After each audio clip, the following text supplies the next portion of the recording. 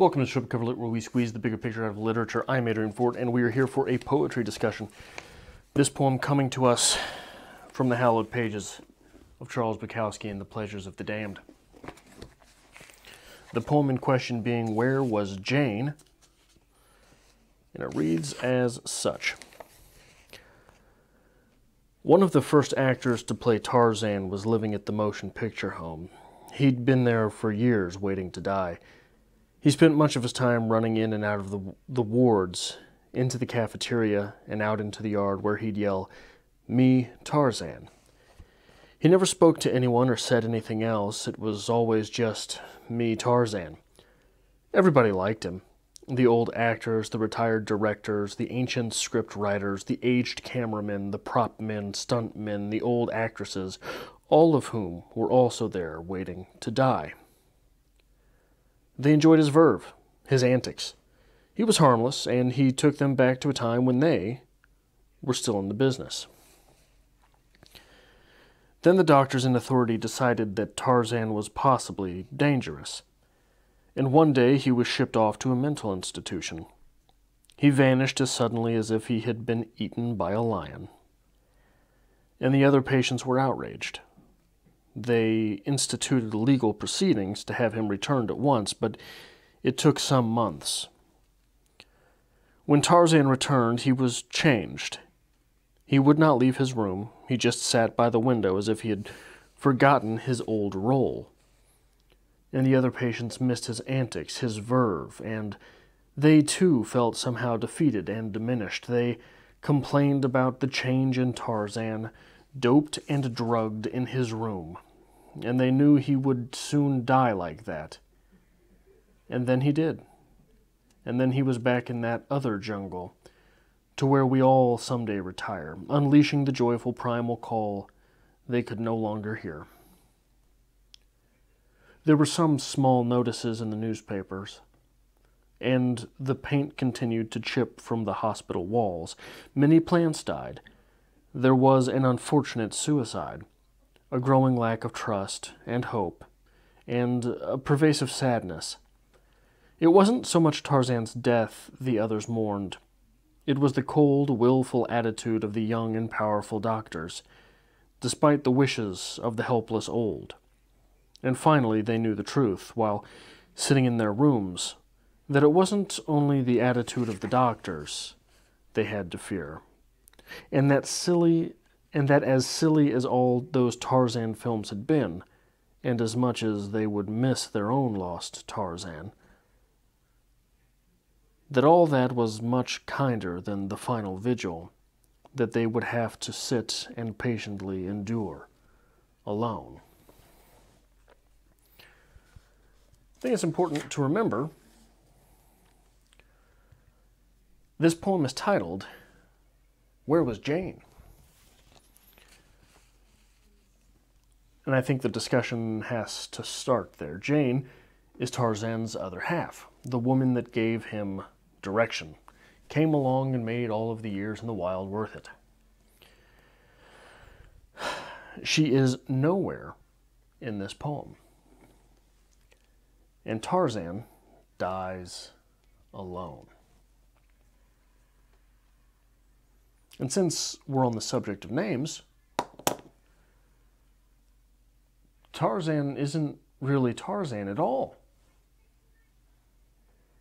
He's an actor who had played Tarzan. But that actor's name is never provided. He doesn't seem to remember it.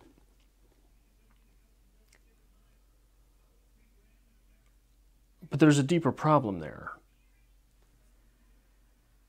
He isn't that thing anymore at all, Tarzan. And he never was. He never was Tarzan. And the Jane had never really been Jane.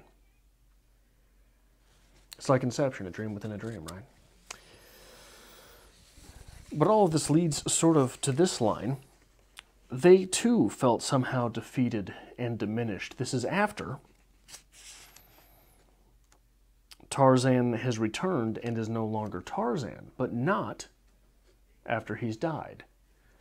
It is the will, the gusto, that has been taken away, not the person in whole.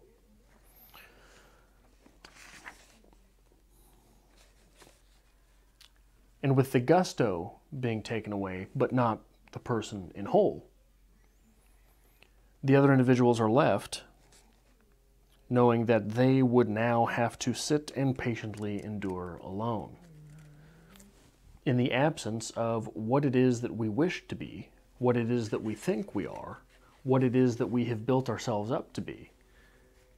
We're just alone, as if all of our actions create some alter ego which keeps us company. But with that last line, having to sit and patiently endure alone, don't let the language set you idle by.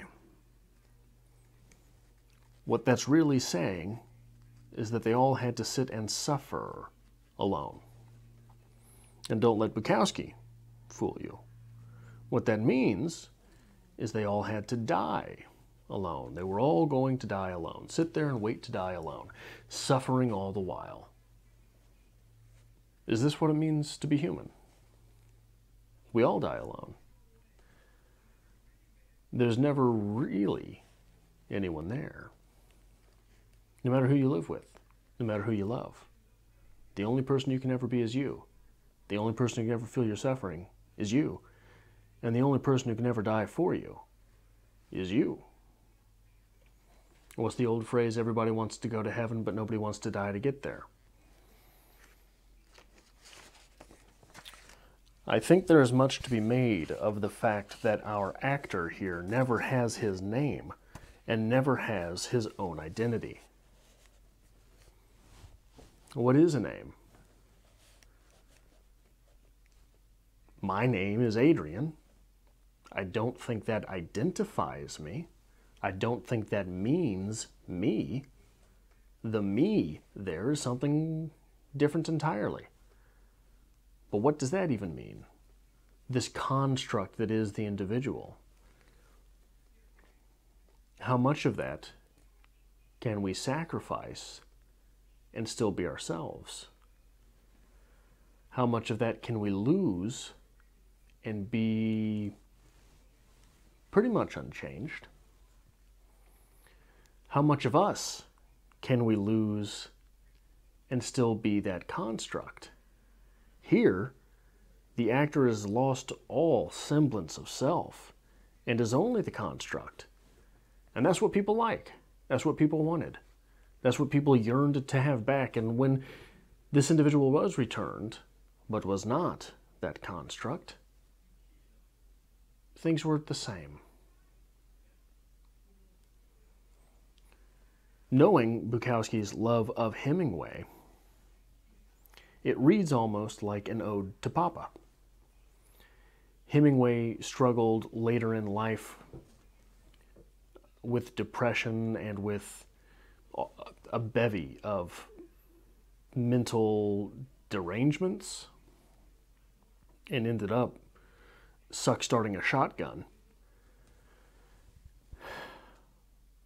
But still, that image of Hemingway lives on. What it is that Hemingway might have been. The bit of Hemingway that someone even such as myself enjoys. Not just the work, but the idea of Hemingway. Not just Hemingway's ideas, the idea of Hemingway. And how much of that was really him? And it's just enough to make you wonder, how is it that other people know you? Is it really you that they know? What ideas are they that these individuals hold? How many of them have you worked to put there? How many have you consciously put there? How many people have some strange idea about you that you will never know? Because they formed their opinion on some small thing, some little thing that they observed, and don't care enough to communicate this to you because they don't like the idea of the individual which they constructed. How much of the self as construct is necessary? I'm just asking questions now. I don't know. Hell, I'm done. I'm done with this discussion. So leave this a like if you enjoy this sort of thing. Consider subscribing if you are not.